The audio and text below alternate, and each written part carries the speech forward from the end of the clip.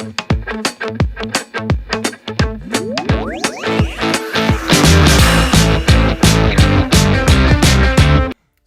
in this, we're going to talk about how to deal with if you're caught with a double lift. And there's a couple of things you can do. The main thing is just admit that you got caught out. You know, it happens. It's quite a common thing. The double lift it's an easy move, but it has to be done right. And just say, yeah, well done, you caught me. Give them a compliment, say, you know, you must have a keen eye. Just give them a compliment, and because a lot of the time they are only catching you out because they were excited to be fooled. And if they're not fooled, they can get a little bit, not upset or annoyed, but they almost want to prompt you to do better. You know, and if they say, I saw 2 cards there, they might feel bad for saying that. So encourage it. It might sound odd. Encourage them to catch you out, because you're there to entertain them. You don't necessarily want them to turn a blind eye. It'll only make you a better magician the more they tell you, this wasn't good, this wasn't good. So you know where to practice. It's like with an actor, if a director tells them that wasn't good, the actor's not going to go, no, you didn't see what I was doing. It's a very weird dynamic. Whereas if a magician, a lot of the time will go, no, you didn't see it, it's all magic. That's not personally how I think it should be. We're there to entertain. And that's where the slogan for this channel is deceive to believe. Because you're deceiving people to make them believe something different. You're entertaining them. They know it's magic. Magic. In a sense of they know that you're doing tricks. You know there's sleight of hand involved. There's setup, there might be gimmicks or gaff cards thrown in there.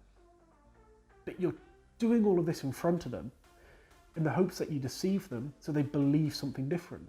One of the ways I like to deal with getting caught out when doing a double lift is using a marked deck of cards. Now, I'm going to be using the split spades for this demonstration, and you need to use the one ahead method. If you are familiar with Peter Turner, he is a fantastic mentalist, and he always talks about the one ahead method. And that's being one step ahead of your audience. So if you get caught out doing the double lift, have something prepared for when you get caught out. Expect to be caught out and being one ahead of them. That's what really impresses people. Is if you can amaze them, that's great. If you can amaze them after being knocked down, that's even better. So the one ahead method is a really powerful thing in magic. And what I would do is I would take my wallet and I would give this to them, and in there I would have a prediction card. No. So for example, the Queen of Hearts, that's my prediction card. And I would have the Queen of Hearts just sitting on the top of the deck. So it's sat on the top, and then what you want to do is a force. And the reason for this, we'll get into it. So you can do whatever force you want. You could do a classic force and try and force on the Queen of Hearts. You could do a riffle force, whatever you want to do. And the key thing is, if it fails, great, you're one ahead. You've got a marked deck of cards. If it works and you force on the Queen of Hearts, then say to them, you've successfully forced the Queen of Hearts, right? Whatever, it's here. You say, look at your card, Queen of Hearts. You then ask them, I want to be fair, do you want to change that card? And they say, yes. Okay? Ditch the force. If you feel really confident, maybe try and force the Queen of Hearts again. But I wouldn't. I would just ditch the force and go into the next thing. If they say yes, great. Say, take it, I don't want to look at it. You've been holding my wallet the whole time. As you can see, every single one of these cards is different. They go through it, there's no Queen of Hearts, it says Queen of Hearts on the wallet. And it's not the most powerful effect, but done in the right situation after they've not been fooled. To fool them is great. You've given the option, do you want to change? Do you not want to change? Because if you force a card, you don't really want to be saying, do you want to change? Because you don't want them to change. You want them to have that card so you can reveal something else later. But if they might suspect they forced a card here, and then you give them the opportunity to change, great, even better. There's that. They don't even suspect that. Then what you do is you have them select another card, in this case, the 2 of diamonds, and I know because this deck's marked. So you say, do you want this card? They say yes. So do you want to change your mind again? They say no, fine, whatever. You tell them to look at the card, you put it away. That's it, as easy as that, you give it away, give it to them, put it away. And then you read their mind for the 2 of diamonds. And that is a really powerful effect in itself. And it can be utilised with the one ahead method to make it better. Because, like I said, is they almost think, okay, it's not a marked deck of cards because they've said I could change. And that's a weird thing to think. They might ask to see the cards. That's why I wouldn't recommend using these cards. I would use something like the cohorts or the mint cards. They're really good as well because you can't really see the marking. With these, it is quite blatant if you know what you're looking for. And if someone's really, really keen-eyed, they might find it. But you can give them the cards. Always give them a card if they have to see the cards. Unless it's something like an invisible deck, you really can't let them have it. But then, once again, be honest. But with the one ahead method, it makes it so easy. So you forced a card, it didn't work. Okay? It doesn't even have to be a marked deck of cards. If you're really confident, try and force a card. If it doesn't work, peek the card. Yeah, if you feel really confident, what you can use is a peek. Now, if you don't want to use a marked deck of cards, a peek might be the best way to do it, and that eliminates all possibilities. The reason I chose a marked deck is it's just a little bit easier. If you don't have a marked deck, a peek could be your way to go. So what you would do is you try and force the card. It doesn't work, they want to change their mind. Have them call stop. They stop there.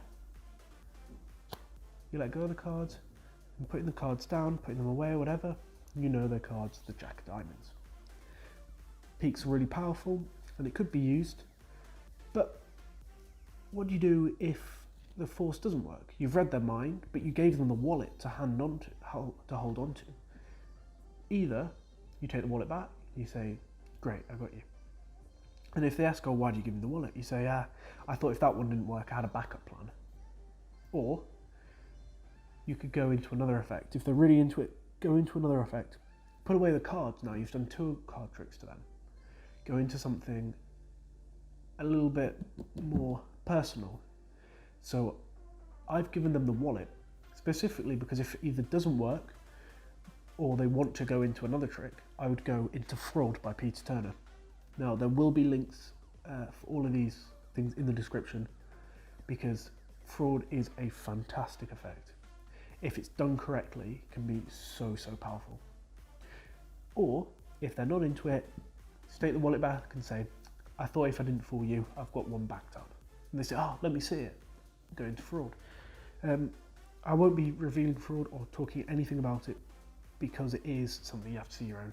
You can buy it at Illusionist, I think it's about $15. So that's what, rough about £12 here in the UK. But that's a fantastic effect. Another effect is the invisible deck. This is a little bit more touch and go because especially if they're a real heckler, they might want to look at the cards, spread them, shuffle them themselves. So how you play that's pretty important. So I've got an invisible deck here, and how the invisible deck works, if you don't know, is someone names a card off the top of their head and it's the only face down card in the deck. So for example, if they named the 2 of clubs, you know exactly where it is and how to get to it.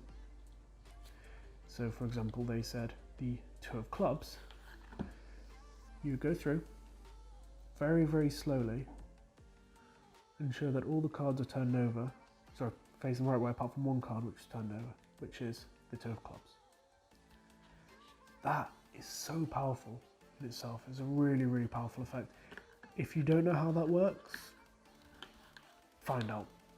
Okay, there is a lot of people who have revealed that on YouTube, so it's not a hard look, but it's called the Invisible Deck, and there'll be a link to buy that as well. That's probably about $7, which is about £5 here in the UK, and that is a great go-to effect. Another one, the 52 to 1 deck, which again will be linked in the description. a super powerful effect as well, which is what I performed at the end of the last video, at the end of the trailer, which if you haven't seen that, watch it. I'm really, really proud of it. You know, I've only been just started on these videos, and it's I'm really happy with it. The editing obviously needs a bit of work, but for me, I'm getting there, I'm learning, and it was something I've really enjoyed making as well. So let me know what you think about that and watch that as well. That'll be linked in the top of the description. So what else can you do with double lifts? So double lifts are super powerful and really the bread and butter of magic. And like I said, most people know about them. Most people suspect them because it's not a hard thing if you think about it. What would make something magic? Picking up 2 cards thinking they're 1 and fooling me. That's probably the first thing most people think. You know, making a card look like 1 when it's actually 2. That's been around for ages. People know about it. And there's ways to make it look natural. I mean, use anything you get caught out on, it'll be either a double lift or a pass. Almost guaranteed it will be one of those 2 things. And there is ways to make a double lift look more natural. There's ways to hide a pass. But you're not always going to get away with it. You know, you're going to flash, you're going to make a mistake, you might be nervous, you do a double lift, and they see the 2 cards. Or you might have somebody who's, you know, quite knowledgeable about magic, and you do a double lift like this, and they come and say, look, I know what you're doing, I saw the double lift. You might have done the perfect double lift, but because of the way you did it, gave a lot away. You know, if someone's eagle-eyed and you start riffling up the back of the deck, they know that something's going on. You know, people aren't stupid. You shouldn't try and make them feel stupid. You shouldn't perform magic, and when they say, I saw that, tell them, no, you didn't see it. You've got to keep your audience either the same or make them smarter. And that's, once again, the slogan, deceive to believe.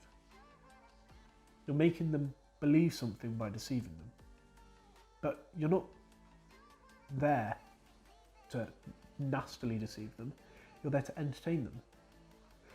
So it is one of those things where it's a very odd situation.